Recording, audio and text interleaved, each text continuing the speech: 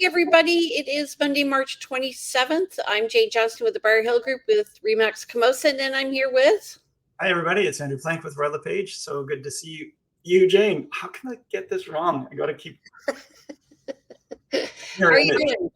I am good. I'm good. Happy Monday and all that stuff. Yes. I see you've still got your number one in the background there. That balloon is lasting forever. No. I got it at the dollar store at Shelburne and Cedar Hill Crossroad. I highly recommend that for balloons. And yes, I was looking at it last night. I'm like, my youngest one is turning 19, so maybe I'll keep it at a 9. Go buy a 9 for $1. So, how has your week been? Yeah, pretty good. Couple properties under contract. Always sort of ups and downs in stick handling people's needs, wants, expectations. It's really that's one of the joys of this business. And the market is pretty funny right now. You know, I've been multiple offers a number of times.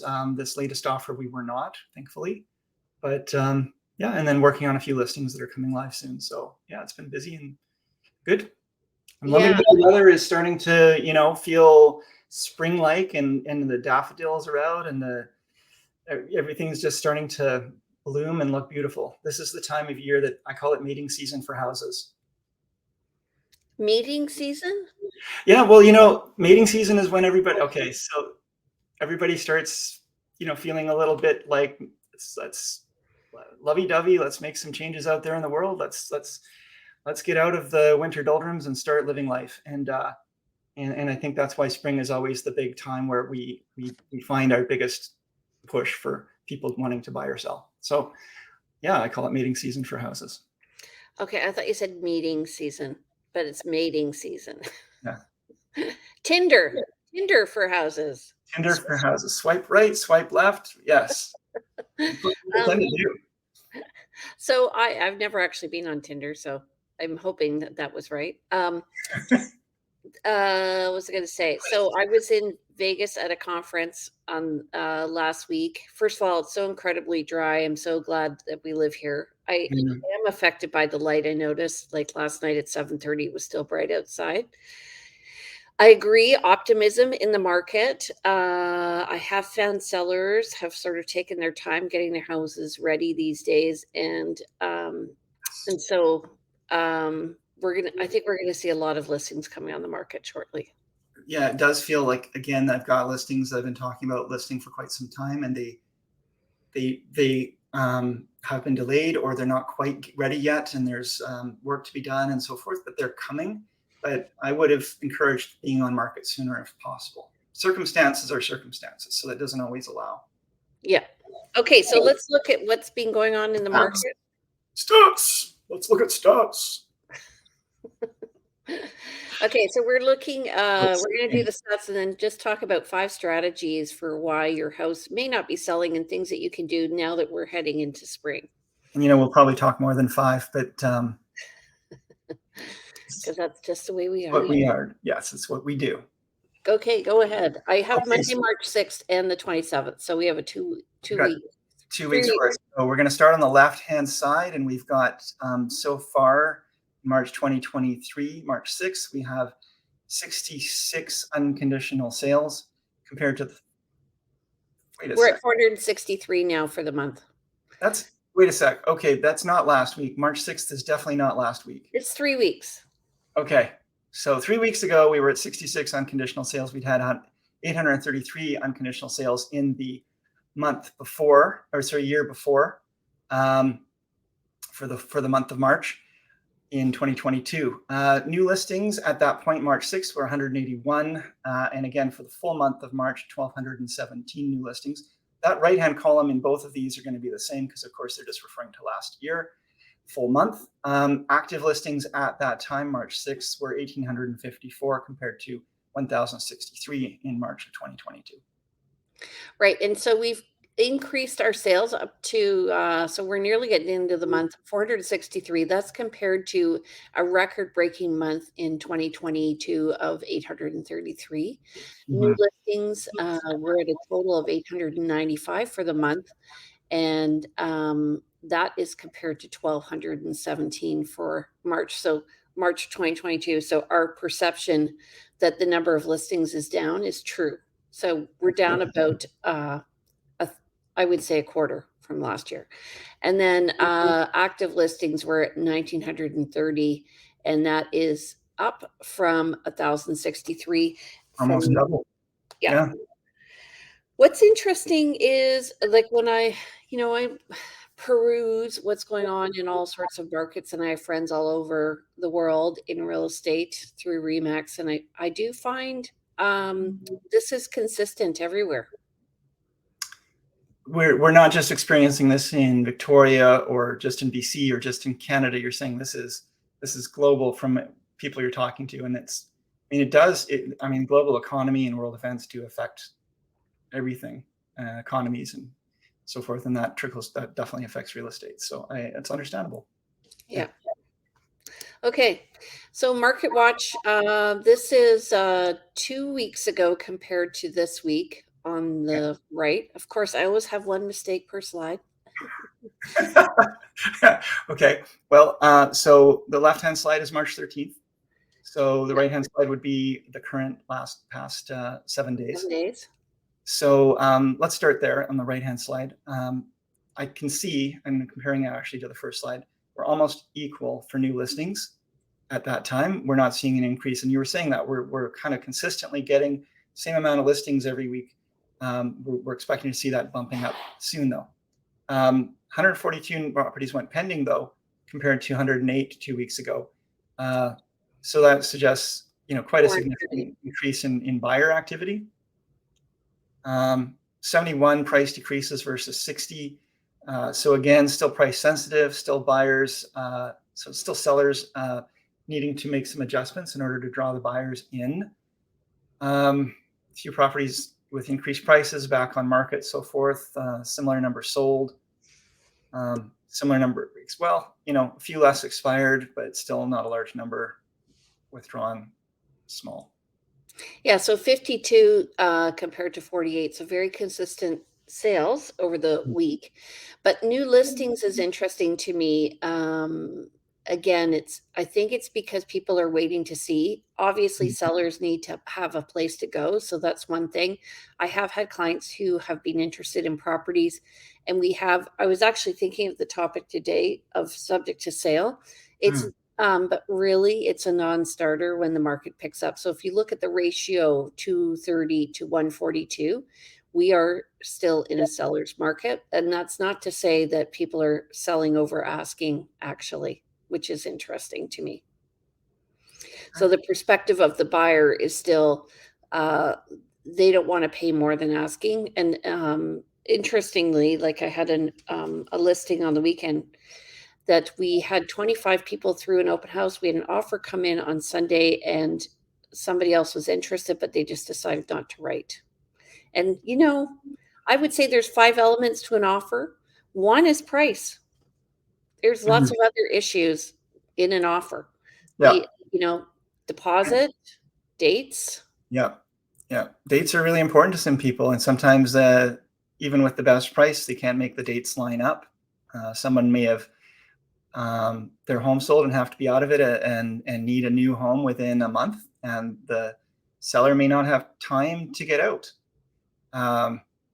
So it just may not be workable. So, I do encourage my clients to compete, even if they're not, feeling like they want to compete on price. And we've all seen in recent times offers coming and competing all under asking price. And again, reviewing recent sales, I'm seeing kind of close to price overall, but some above, some below. It's not really, you can't say for sure unless you put your hat in the ring. You're not going to know if you're going to be successful. Yeah, I can 100% guarantee you're not going to win this bid if you're not going to offer. Yeah. What's that saying? You lose 100% of the something things you don't do. Yeah. Yeah. All right. So that being said, have a chat with your agent because there's lots of strategies to winning offers, and as I said, it's not all based on price, but you really want to ensure that you have your hat in the. I have this is timely and kind of funny. I have last week we talked about technology in the Chat GPT a little bit, and I have a colleague who reported to me that he was writing an offer, was competing, and his client wrote a buyer letter, or his client wrote a buyer letter. We sometimes you help them manage some of the buyer letter contents. He plugged it into Chat GPT and asked it to make some changes. Of course, you check with your client if this is great, but I know you're shaking your head. But the seller apparently reported back that they just loved that letter. They wouldn't have sold to anybody else. It was really quite a heartfelt and well-connected letter for them. And interestingly, yeah, it was. They wouldn't, they wouldn't even consider somebody else's offer, even if it was higher, kind of thing. Yeah, and I would say, having been on the other side of that as a recipient of one of those letters, even as a jaded realtor, it made me cry. Yep, yeah, I've seen some letters um, that just so speak to the connection that someone has to a home, and you don't always know. And sometimes the letters they certainly can work against you if it triggers something in the seller. But usually we're looking and going into this with a big open heart and wanting to make connection and wanting it to be true. I mean, again, ChatGPT will make some changes for language and flow and so forth, but it's not going to make things up. If you're asking it to rewrite content, it's not going to add it's not going to make up content. It just helps to align it better for maybe your intentions or your ability to write. I wouldn't say that in the cover letter that ChatGPT. Yeah, I know, written by ChatGPT, absolutely not. But it's just an interesting piece of that. But the point is that no, those letters are so powerful and can really make the difference. So yeah, there's elements to an offer, but those elements are not always priced, like you said. Right. And where dates are important, interestingly, I met with a couple on the weekend who I sold their house about 8 years ago, and they asked me to come up. They live in Mill Bay right now, and Mhm. they asked me to come up and talk to them about their home. And one thing they remembered when we sold their home was the dates didn't match up for when they had to clear their mortgage versus when the buyers wanted to take possession of the home. We had a 3-day gap. So actually, what we ended up doing was we had to, because the buyers couldn't change their possession date, we had to give the buyers a possession date that they wanted, but the closing happened 3 days later. And that Mhm. saved them $11,000. Yeah, yeah, and it is. I mean, it's frowned upon. It's can be fraught with some legal peril, letting people in before they've actually paid for a home. Um, and for 3 days they could possibly. I mean, I've seen people allow possessions into the garage, and the people stay in a hotel for those 3 days or whatever. I mean, there's ways to work around problems. I had a situation where we were under multiple offers, and one of the offers they required dates that didn't work for my clients, and I may have told this story before, but the offer was about $10,000 or $15,000 higher than the other offer, but just didn't have dates that worked. And I said, "Well, take that money and go to Mexico." You know, Yeah. so and they did, and they were so happy. Yeah. So it was win-win. Um, just throw your stuff in storage, go to Mexico, come back, and there you go. And Because be happy. and be happy. So that's what we're always trying to make happen, right? We're trying to make uh, uh, a resolution that helps everyone to get to a good place. Yeah. Obviously, that can't always happen, and we are looking after our clients. But win-win is always best if it's possible and it doesn't harm anyone. Right. It's not a zero-sum game. This real estate thing. It doesn't have to be. Jane, let's talk about things we can do if the home isn't selling to maybe help Get buyers things get going. under a new light. Yeah. Okay, so this comes from conversations with clients. Why isn't your house selling? you never get a chance to make a good first you never get another chance to make a good first impression. In real estate, you can sort of do that. So we're There's a going to talk strategies. Yeah, All right. I have a slide in my presentation that really shows the graph of activity after new listing. And Jane, you're aware of this. We've all experienced it. You list a property new on market, and you get the most showings immediately because there's that pool of buyers out there who are watching for these new listings and ready to pounce, and they're going to all go and try to see it as soon as they can. After the first week or so, the activity really drops off really quickly. And then you're waiting for new people to come into the market for them to call up their mortgage broker or to decide, oh, hey, honey, I'm pregnant and we need to expand our home. Let's go do this. New things coming into the marketplace or new changes for people. But the most activity happens right off the bat. So how do you revamp that after you've been through that first week and you didn't get the sale and you're not getting the activity you want? Okay, nice segue. Here we go. Number one, is your lock working? This is a small but big thing. And I've found so many times when I'm going with clients through a home, we approach the door and everything's seeming great. And then you get open the lockbox and you put the key in the lock and you're trying and fumbling to get through. And it just sours the start. Yeah, I So, mean, this is the very first thing that people are seeing, and experiencing of the home. and they're like, the lock doesn't work. Yeah. And I have a 3-strike rule. I tell my clients this, like, if you find that you're finding like one thing and then another thing and another thing as you get through a home, you're probably going to expect to find more once you're in building inspection or ownership. So, what can you as a seller do to try to get away from these things that are stumbling blocks for a buyer? Yeah. I don't know about you, but I carry some lock oil in my car with me, and if I'm having trouble or I'm finding it, I'll often do it for the other agent because I'm just like so sick of coming across Really? homes. Yeah, no, absolutely. And of course, if I'm listing a home, I take care of that myself because it's one of the first experiences you have as you approach as you're entering the home. Yeah. So, and you want to make, as we said, first impressions, you want to make sure that your lock is working. So I never thought of lock oil, but I have had sellers replace front door locks. Mhm. Okay. Yeah. Number two, add a little plant to your front door. Put a little welcome sign out, and it seems, high, high need, but seriously, it makes a huge difference. Just welcomes Yeah. the buyer.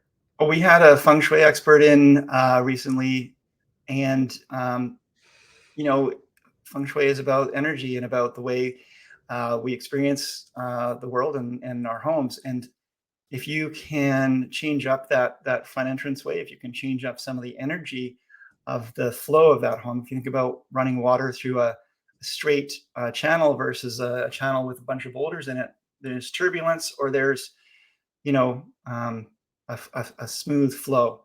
And if you can help with people having a smooth flow in and through your home, and their attention is placed where it should be and not where it shouldn't be, uh, that is a positive thing. So things you can do is definitely some of that front street appeal, that's front welcoming uh, elements that any buyer that comes through, you need to maximize that buyer's positive experience in that home. Yeah, exactly. And it don't forget to keep it watered. Or Well, if, yeah, you know, that's so I've gone through vacant homes and the plants are all dying. It's winter and the heat is off and everyone's shivering. They ask us to take off our shoes when we go through the home, but we're like freezing our feet off. How are you going to have a positive experience when you go through that home? And how is a buyer going to feel like this is a welcoming place that they would want to call home? So there's so much you can do that's subjective and that can really change the experience for someone. okay, I'm going to change this so it's a little bigger. Okay. The other thing is you can start to highlight some pictures of your garden and retake pictures because now the plants are coming out. This is obviously not for condos, but for single family homes. It really makes a difference showing the potential of the garden. And if you are selling in the winter, it's not quite spring yet, don't don't hesitate to leave some pictures out. Or I always ask my clients, do you have pictures of your garden? Yeah. We've all seen homes that have been listed since, let's say, December, still on market, November, December, still on market. And when that was listed, there was snow on the ground, and the house has snow on the roof, and there's snow in the yard. And it just shows so dramatically and blatantly that that property is around for a long time. So why not change things up and make it so that things are a little fresher? So when one of those new buyers who hasn't experienced your home yet, hasn't seen it on market for quite some time, does go look at it, it feels like a fresh, clean, new listing. Yeah, exactly. Okay. Now we also talked about this at the beginning. You never get a chance to make a never get a second chance to make a first impression. Mhm. Do declutter, and this is something you can do as you go along. It is overwhelming for me as an agent, even though I would say, pretty experienced, to see a house with so much clutter in it. It's shows a messy mind, really. Yeah, I mean, I know people. I mean, I certainly get stressed out if my home is a mess because I personally it distracts me. I know some people who know where everything is in their home, and their mess is part of part of how they work, and it's fine. But when it comes to selling the home, you want people coming through that home and seeing, being able to see their own world in that home. And if they can't overlook your own mess, it's going to be difficult. And not only mess, but personal items. Um, I listed a home at one time where the seller was a trophy hunter, and that home was chock a block. And I've been through homes like that as well, chock a block full of animals on the walls and on the floors, and stuffed animals everywhere. And you know that anybody going through a home that is full of that stuff is only going to be seeing and experiencing those things. And when they leave, they're not going to be talking about what a beautiful kitchen was in that house. They're not going to talk about the flow or floor plan. They're going to talk about, oh my God, what was that? Yeah. Religious items, personal items, personal family photos, all of those things should come down, and just try to make it as clean and um, decluttered as possible. And also, hey, you're going to be moving anyway, so why not start the process? That being said, you don't want the house to look like the picture on the right-hand side, because Mm, you if you do, people are gonna be able to see every nook and cranny, and they also make generalizations about the house as well. They can see more detail, so I would add pictures and a little bit of furniture into this on the right, but this is good. what I pulled off Canva this morning, so Okay. Okay. I mean, I find that I think a vacant home is much superior to a cluttered home. You can digitally stage for very inexpensively if you don't want to take on the cost or expense or bother of an actual physical staging. But that does still mean that anybody coming through the home still sees a vacant home when they actually arrive. So if you do want to stage it, sometimes people use their own furniture.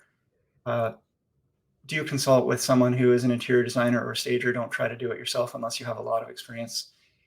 We see a lot of Pinterest homes, and that's great, and it's actually fine. But if you don't have a lot of experience with it's interesting because I have a listing right now that's vacant, but so I went in with the seller and staged it, spent a Saturday moving furniture around, and I guess people didn't realize that it's vacant. So many, because we made it look like someone's still living there. Um, and if they opened up the closets, they would see there are no clothes there, but the house looks like, oh, like, the kids have been playing in this area, or the living room looks comfortable, the heat's on, and yeah. all of that. And So, that's the point of staging. If you're going to stage, it's got to be staged in a way that it positively tells a story about what it is like to live in that home, yeah. and show all of the positives of how that home could be lived in a really fundamental way. So Okay. Adding a few plants, and also possibly repainting your home. Just give it a bit of a refresh on the whole look. And what this does is it creates, you can see like contrast here, which And warmth. So the plants give it warmth. We have the blanket on the couch. A nice clean look. And they call this in the US a white box. So Okay. this is a way to refresh everything. So we did that in our house. So you can see my house is white. When we bought this house, it was actually a listing of mine, and I told the sellers to repaint it, and they refused to. And when we moved in, the first thing we did was paint everything white, and it just totally changed the whole look. So Right. Right. highly recommend that. We live in a white box as well. And we bought a home that had already had some updates, but then we did a pretty massive reno on number of rooms and spaces. And we like that nice clean look, and try to keep things decluttered. And I mean, you have to live in your home. And at the end of the day, though, when you're selling it, you are creating a product, and you need to show it off to the best. And some plants add some life. The white adds light. There's nothing worse. And a lot of ceilings that look white are not white, and they just collect light. And people going through a home will really react unconsciously to these things without really even knowing, and they will have an experience again that may not be the most positive. So there's things you can do. And painting a house is one of the cheaper things you can do for improving your home. Yeah. Now, that being said, Jane, was that number 5, or do we have anything more? One more. Okay. Retake your photos or move them around. So I went to a listing the other day, and I saw the photos were obviously taken with their camera. Right. So we really want to make sure. Meredith is on again. Hello, Meredith. Hi, Meredith. Thank you. White box. Her house is a white box for the most part. Yes. Realtors have something in common. So yes, definitely retake the pictures. You can just move them around, and also you can refresh the listing, which means you can, Andrew was talking about the curve. So on realtor.ca, actually, people can look for only new homes, only new listings. So if you refresh the listing, you actually show up again. And also, if you're not saying that people can only search for new homes, but you're saying that there's an option to search for new homes only. Yeah. And so if someone's looking for that, the only way to be seen on that is to be a new listing, and you can refresh a listing. Yeah. Yeah. Okay. Yeah. Okay. Yeah. So that's about it. I have found, by the way, the reason why this works is sometimes when people have a search for a property, they may have discarded it based on price. So if you refresh the listing and change the price, you may still not show up on their search. So I always tell my clients, do not discount on price. Discount the listing based on other things like layout, things you can't change, or location. Sorry, say that again. What are you saying about discount on price? How do you? Do not discard a listing based on price if you like it. Oh, okay. You're not talking about your sellers. You're talking about for buyers. Yes, absolutely. I agree. Yeah. Oftentimes the seller is actually ready for a price reduction or negotiations, and you can often get in ahead of them if the place is overpriced and it's been on market a while, and then address those issues through an offer. I want to talk about this. This is interesting because I just relisted a property, and we've got. Could you go back to that slide? It doesn't really matter, but we just relisted a property. I did exactly that. I reworked the language in the write-up. I reordered the photos. I made sure that the photos were showing off the most positive bits, but I wanted people who are seeing this new listing to not just say, I've seen this already. I've seen this main photo on my feed come up over and over again on my buyer feed. I want them to experience a fresh experience of this. So yes, it's a new price. It's a new listing description, and it's a change up in the photos. I always edit and do post-production editing of my photos, just to ensure that they do show up well. But at the same time, there's some things you can do to tweak them so that people are not seeing the same thing. There's something called the reticular formation. This is getting really nerdy, but we have reticular activation. I think there's also the reticular formation. It's something in your brain that that you start to see the same thing over and over again. You're going to stop seeing it. Your brain just immediately just stops seeing it. And I used to experience that in my camera shop. People would come by and come by and come by and look in the windows, come look in my on my inventory shelves.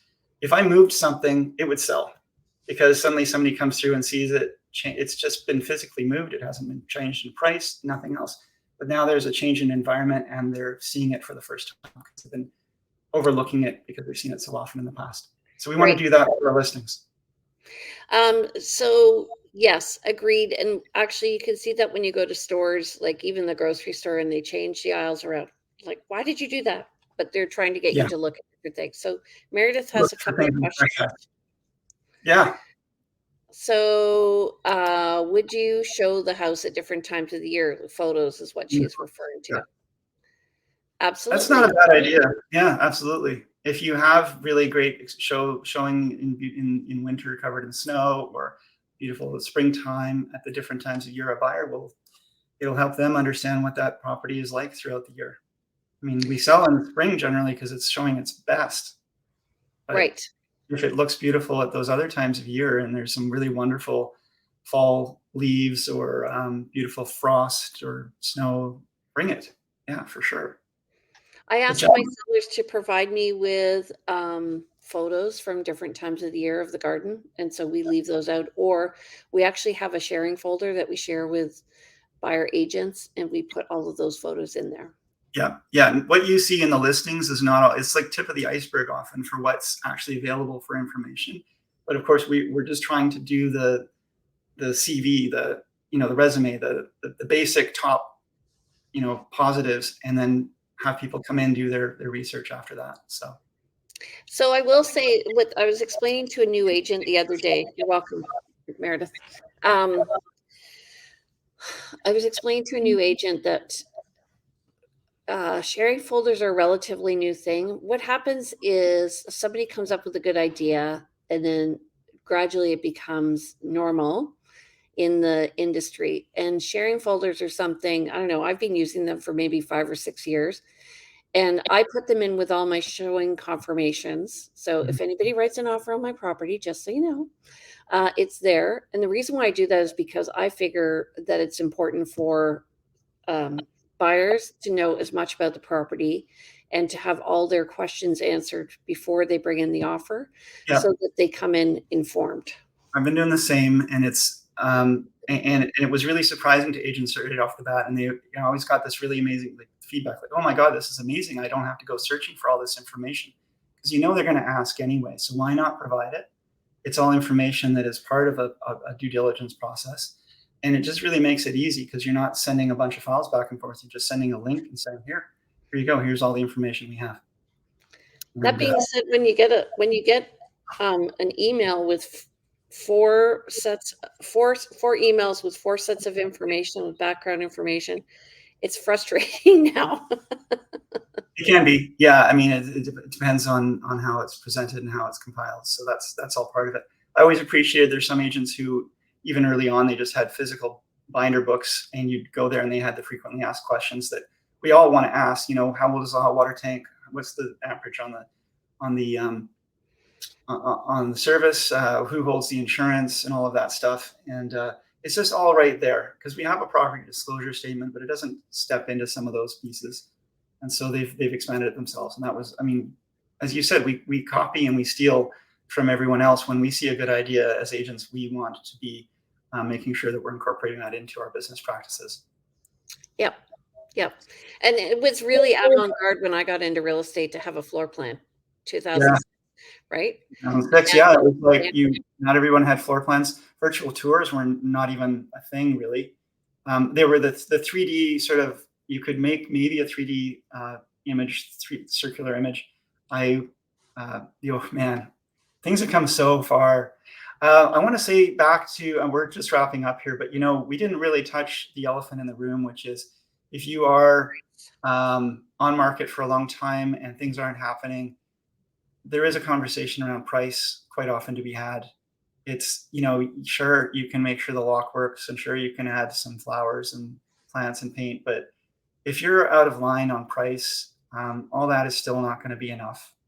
You might get lucky. You might have a buyer come through and fall in love with the place. And the chances of that happening are more likely when you've removed all the other objections. But if it's still showing much higher price than the other options out there, it's probably going to continue to sit around. So you do need to align on price.